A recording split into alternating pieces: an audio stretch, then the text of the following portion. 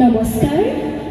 জয় জয়তে অসম গ্ৰন্থমেলাত উপস্থিত থকা সমূহ গ্ৰন্থপ্ৰেমী সুধীবৃন্দ, এই মহান অনুষ্ঠানটিৰ উদ্যোক্তা তথা সন্মানীয় বিচাৰক মণ্ডলীলৈ আৰোহণৰ তৰফৰ পৰা মই প্ৰীতিশা কাশ্যপে সশ্ৰদ্ধ প্ৰণিপাত জনালোঁ।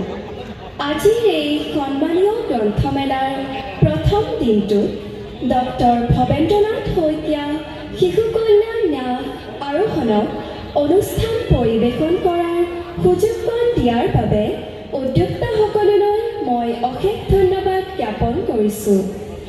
আমাৰ অনুষ্ঠান আৰম্ভ কৰিবলৈ ওলাইছোঁ এটি সমবেত সংগীতেৰে।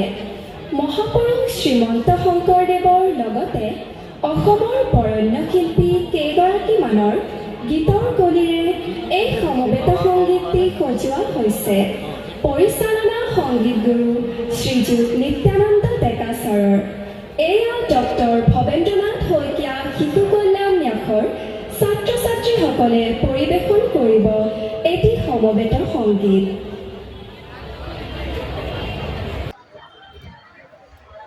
এইবাৰ আমি আপোনালোকৰ সন্মুখত পৰিৱেশন কৰিবলৈ ওলাইছোঁ ভায়লিন বাদন।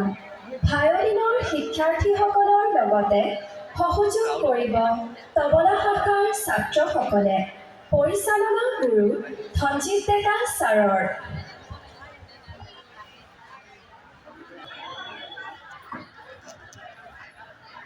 মহাপুৰুষ শ্ৰীমন্ত শংকৰদেৱৰ এক অপূৰ্ব সৃষ্টি সত্ৰীয়া নৃত্য।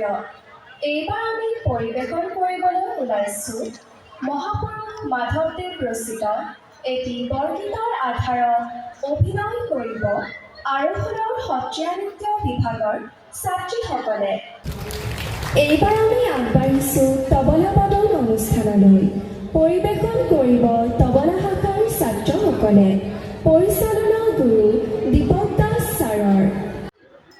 এইবাৰ আমি আমাৰ শেষৰটি অনুষ্ঠান পৰিৱেশন কৰিবলৈ ওলাইছোঁ এটি আধুনিক নৃত্যৰে। পৰিৱেশন কৰিব নৃত্য শাখাৰ ছাত্ৰীসকলে। পৰিচালনা গুৰু চম্পক গগৈ ছাৰৰ।